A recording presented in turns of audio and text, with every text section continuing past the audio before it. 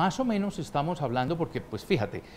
no necesitamos hacer las desinversiones de nuestro portafolio de acciones, porque pues ya no se trata del tamaño de inversión de Isagen, estamos hablando de cifras de otra magnitud.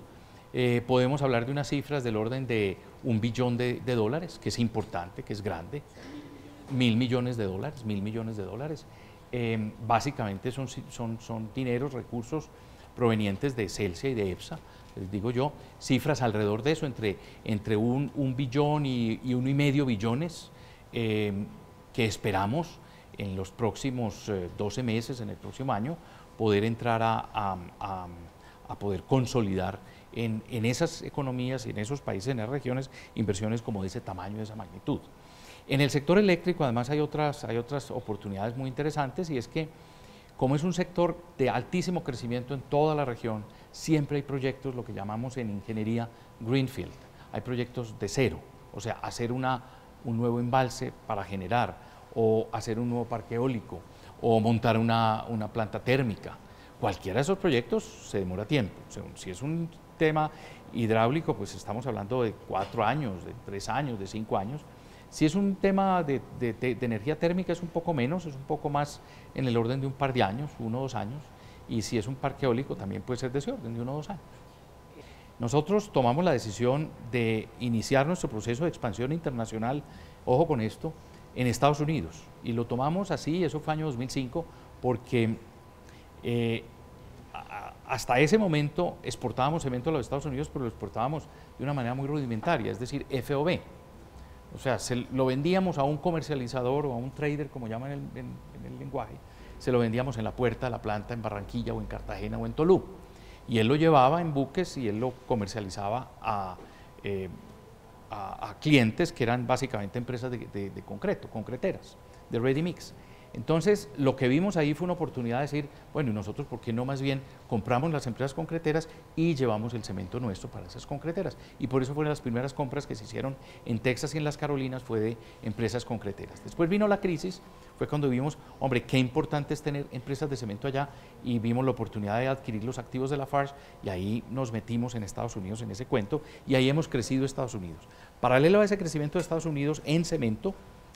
concreto y agregados, en el negocio completo, totalmente integrado verticalmente, decidimos también profundizar un poco más el tema del Caribe, el tema de Panamá. Todo esto porque cuando ustedes miran el mapa de América como tal,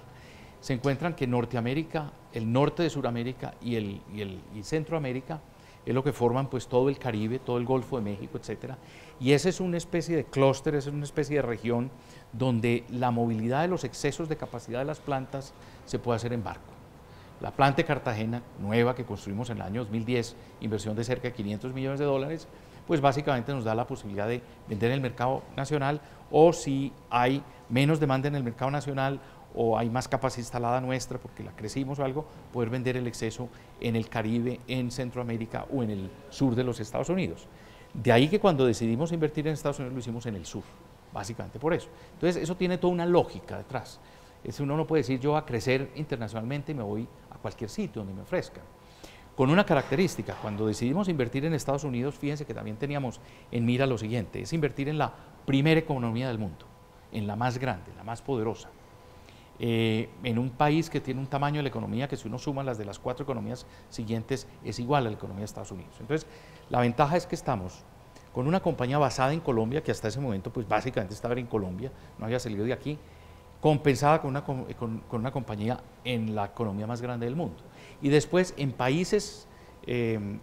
desarrollo, como es Panamá, como es Honduras, como son los del Caribe, entonces eso te da una base muy interesante de equilibrio geográfico y de equilibrio de tamaño de las economías.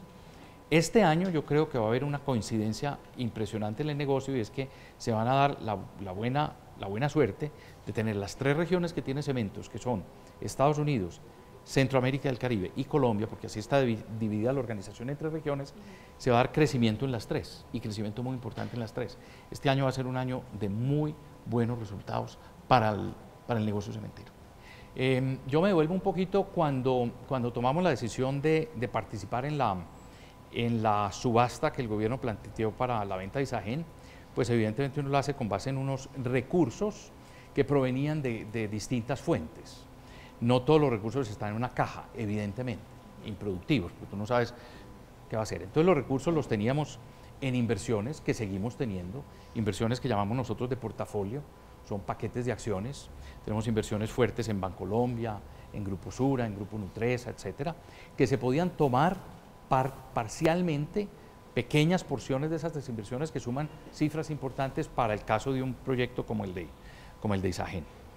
Segundo, teníamos capacidad de endeudamiento, no en el caso de Grupo Argos, pero sí en el caso de su filial Celsia y de la filial de Celsia que se llama EPSA,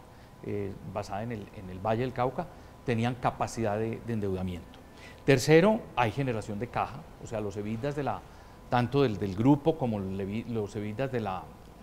compañía de energía son lo suficientemente robustos como para tener la posibilidad de poder contar con Isagen. En su momento tomamos la decisión de retirarnos porque no nos daban las cuentas desde el punto de vista de la rentabilidad que el grupo tiene prevista para sus accionistas, entonces dijimos, es una inversión muy cuantiosa y de muy baja rentabilidad para nosotros. Puede que para otros inversionistas sea atractiva, pero en el caso nuestro no. Entonces decidimos no participar y se lo anunciamos al gobierno, inclusive, y lo anunciamos al país, inclusive sin siquiera entrar al cuarto de datos, para no mirar pues cifras de la competencia ni nada de esa naturaleza. Por eso lo hicimos muy seriamente a comienzos del año. Evidentemente hemos venido profundizando posibilidades de inversión en el sector eléctrico, porque pues de eso se trataba, posibilidades de inversión en el sector eléctrico lideradas por Celsia y por EPSA en países distintos de Colombia. ¿Cómo cuáles? Yo diría que aquí hay un potencial muy importante en los siguientes países, en general en América Latina, sobre todo países que están entrando en temas de reforma como México. México es un país que está cambiando toda su reglamentación energética, entonces hay una oportunidad importante. Importante países como Chile y Perú, Alianza del Pacífico, ahí me estoy metiendo pues en tal vez los países más estables de la región y con mayor potencial de crecimiento es este lado del Pacífico, México, Colombia, Perú y Chile, y países centroamericanos donde hay muchas posibilidades y donde el grupo de alguna manera, tanto en el sector financiero como en el sector de alimentos, como en el sector asegurador, como en el sector de cemento, está metido. De hecho, pues ya invertimos en Honduras, tenemos inversiones en Panamá, entonces mirar un poco las posibilidades en esos países. No hay nada en concreto, no tenemos ninguna opción ya pues